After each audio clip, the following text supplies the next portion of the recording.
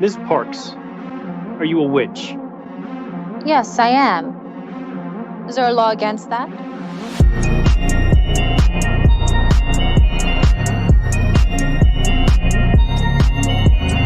Control yourself!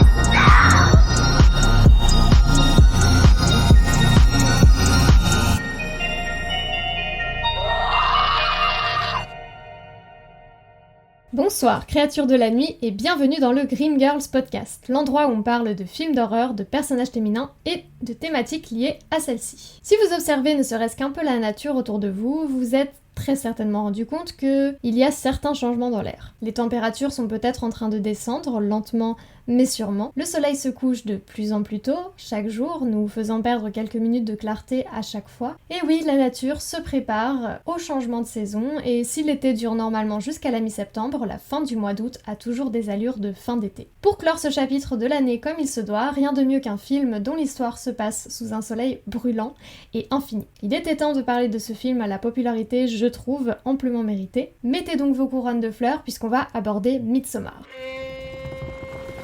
I told you that I want to go to that festival in Sweden. No, you said it would be cool to go.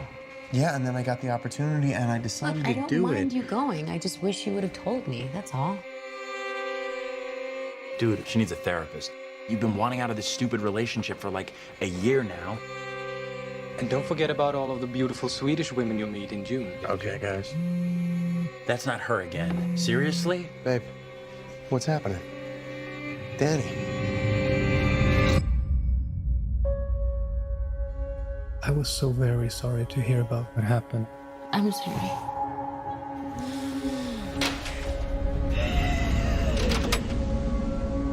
I invited Danny to come to Sweden. You know what she's been going through. Christian says you've got this special week planned. It's sort of a crazy festival. Special ceremonies and dressing up. That sounds fun.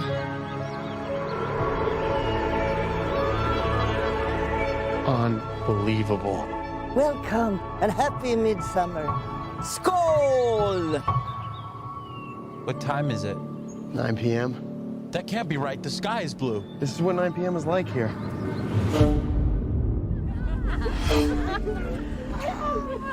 How long have you two been together? Just over 3.5 years. 4 years. Really? Yeah? What do you think? It's like another world. Tomorrow's a big day. Is it scary? What is it? It has special properties. What am I going through?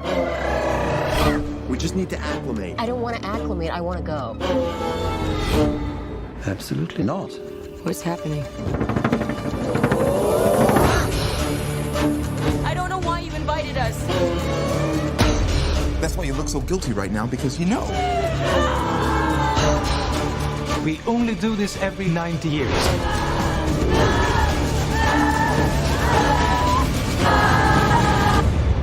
I was most excited for you to come.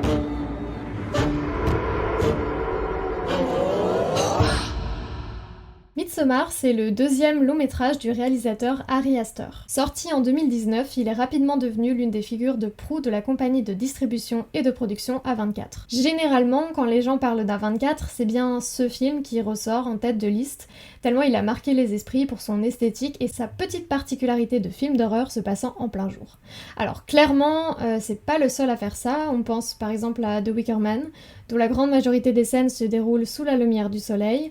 Mais Midsommar, il a été surtout applaudi pour le fait que l'horreur se mélange à la lumière du soleil et aux couleurs, en plus de proposer un cadre idyllique parfait pour tomber dans les cauchemars les plus sombres. Le scénario de Midsommar, il est plutôt simple. Dani, une jeune femme jouée par l'incroyable Florence Pugh, se joint à son copain Christian et à sa bande de copains pour partir en Suède. Un voyage loin de sa maison lui ferait le plus grand bien après avoir perdu ses parents et sa sœur dans un suicide orchestré par cette dernière. La destination de leurs vacances, c'est une petite communauté nommée Orga, accessible uniquement à pied, en plein cœur d'une belle clairière baignée de lumière et où les habitants et habitantes semblent en communion avec la nature qui les entoure.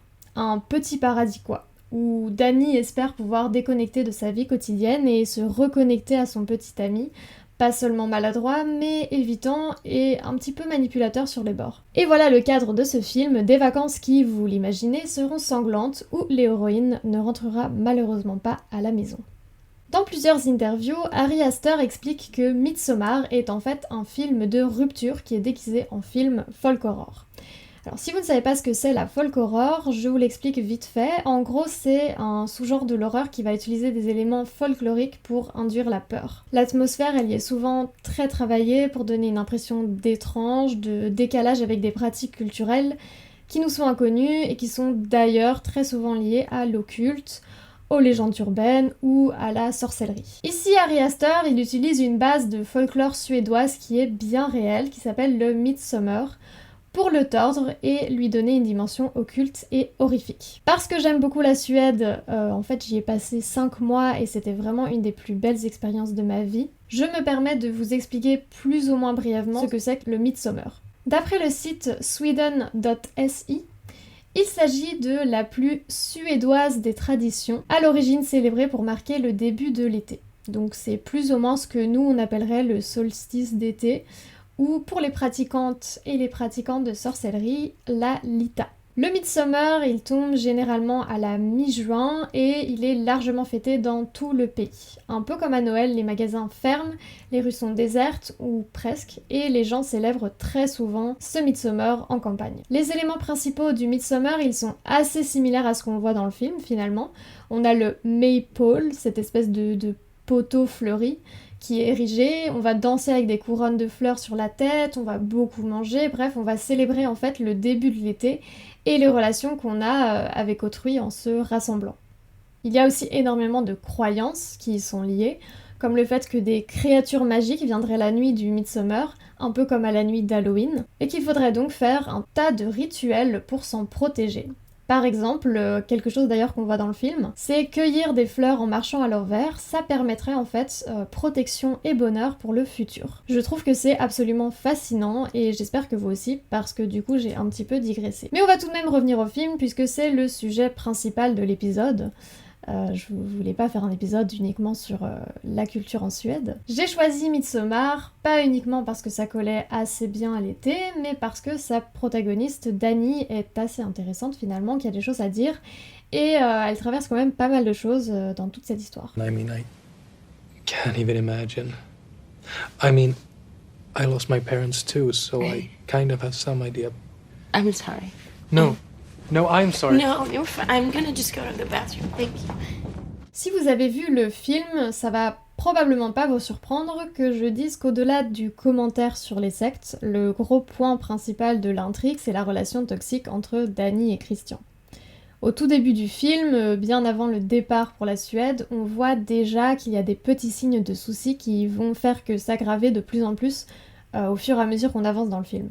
Dani, c'est une femme qui est insécure et elle recherche beaucoup de support émotionnel chez son copain lorsqu'elle est en stress, ce qui est somme toute normal, je trouve. Alors qu'elle panique chez elle après avoir reçu un message inquiétant de sa sœur, Christian est avec des amis, tous masculins, et l'un d'eux insiste sur le fait qu'il est temps qu'il la largue, notamment parce que elle est entre guillemets frigide. Manque de bol pour lui, j'ai envie de dire, puisque Dani apprend le même soir le décès de ses parents et de sa sœur. Pas vraiment le meilleur timing pour quitter quelqu'un.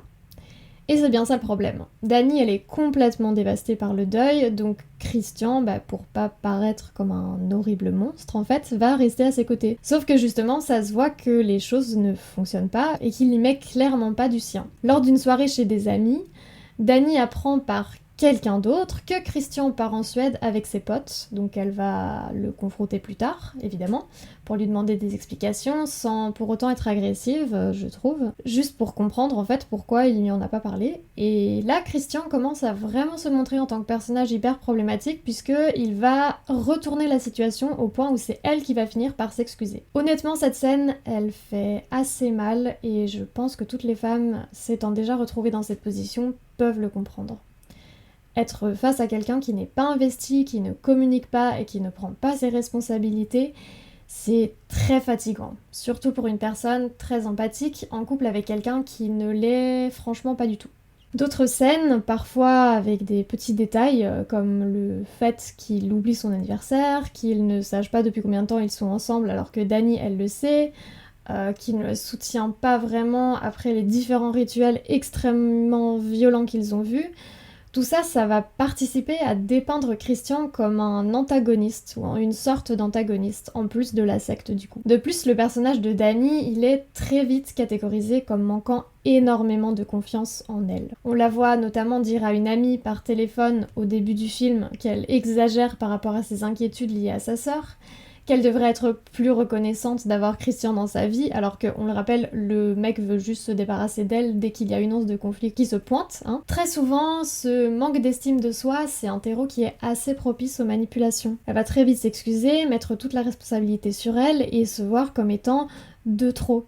J'ai pas vraiment trouvé d'études sérieuses qui parlent de ce genre de sujet d'un point de vue genré, mais la plupart évoquaient évidemment les liens avec la santé mentale, ou encore le fait que les femmes ne sont pas toujours les seules victimes. Alors évidemment, et je suis d'accord, mais je reste quand même confiante du fait que la majorité des perpétrateurs est masculine, justement à cause d'injonctions et de rôles de genre qui vont les cimenter en fait en tant que dominants. En plus, dans le cas du film, Dani, elle a vraiment tout perdu et elle va se retrouver à être dépendante de Christian encore plus qu'avant. Et ce même si elle se rend compte qu'il y a des problèmes dans leur relation. Well, I just apologize, Danny. You didn't apologize. You said sorry, which sounds more like too bad.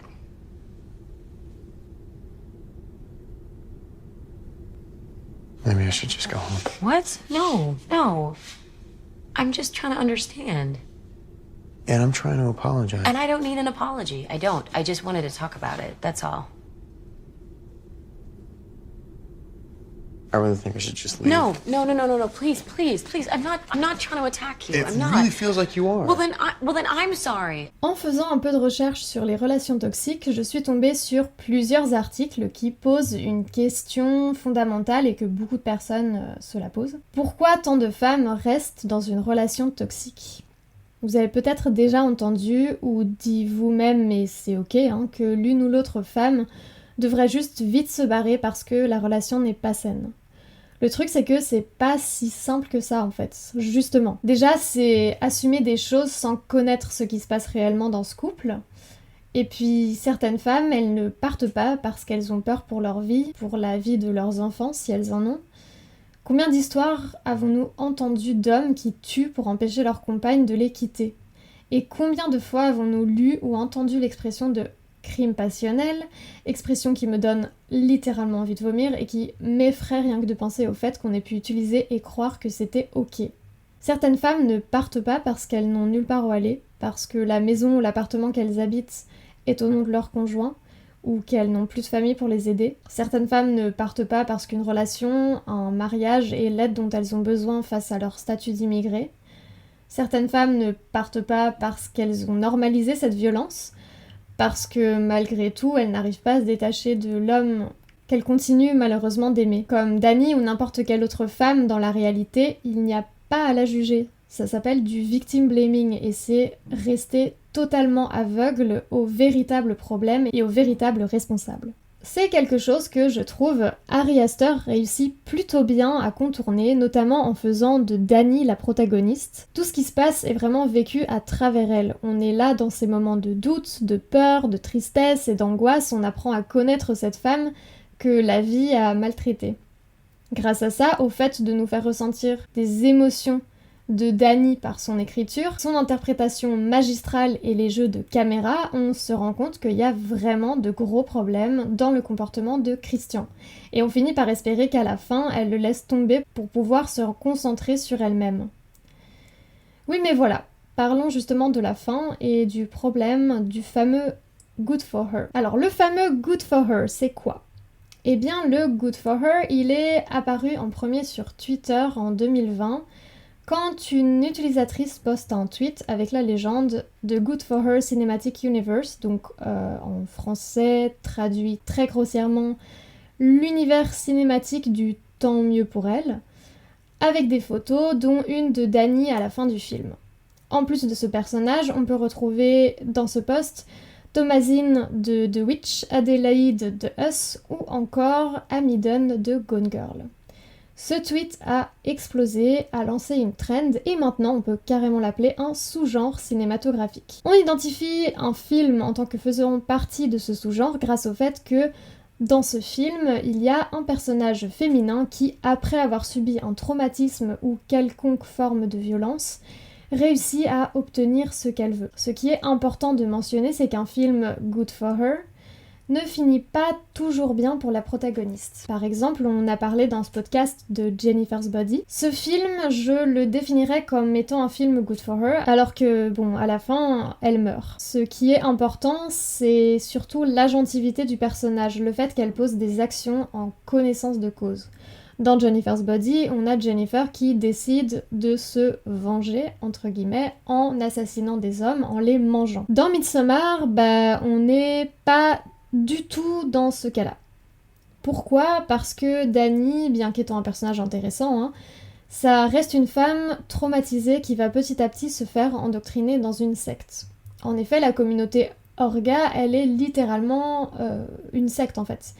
C'est un groupe organisé autour d'une croyance, une religion qui les invite à effacer leur propre individualité, qui les pousse littéralement à accepter le suicide, qui les coupe du reste du monde avec lequel ils n'ont pas de communication, si ce n'est les quelques visiteurs et visiteuses qui ne peuvent jamais partir. Le pouvoir, il est centralisé, représenté par Siv, la leaduse et matriarche. Les membres sont dans un état total de suggestion, ils s'oublient totalement et ils sont très probablement éduqués dans les coutumes, comme le personnage Pelle l'explique, depuis la tendre enfance pour trouver que en fait tout ça c'est normal. C'est d'ailleurs pour ça que Pelle, l'ami de Christian, insiste pour qu'elle vienne. On pourrait croire qu'il s'agit d'un acte bienveillant pour elle, mais au final il l'a simplement repéré comme étant fragile et malléable pour par la suite l'intégrer dans sa communauté. Finalement, Dani, elle va perdre son agentivité, elle passe de la dépendance à Christian à la dépendance à la secte,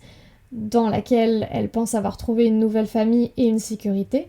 Sauf que non, en fait, elle est bel et bien manipulée, ce qui fait que même si son choix final c'est de sacrifier Christian pour le rituel de fin du festival, en fait c'est pas un choix qu'elle fait véritablement consciemment parce qu'elle est influencée par la secte via les rituels précédents.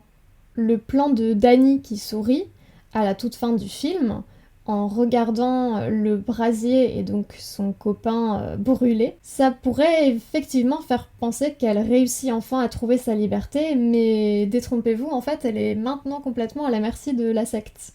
C'est une fin qui est tragique, qui est tellement tragique que Florence Pugh, donc l'actrice qui joue Dani, aurait dit qu'elle se sentait coupable en fait d'avoir créé ce personnage pour ensuite la laisser toute seule. J'avais envie de mentionner le Good for Her parce que c'est quelque chose qu'on voit et qu'on entend mentionner de plus en plus souvent et on sait pas toujours ce que ça implique. Et aussi parce que ça me tuait que certaines personnes ne se rendent pas compte du fait qu'on devrait pas trop se réjouir de la fin de Midsommar.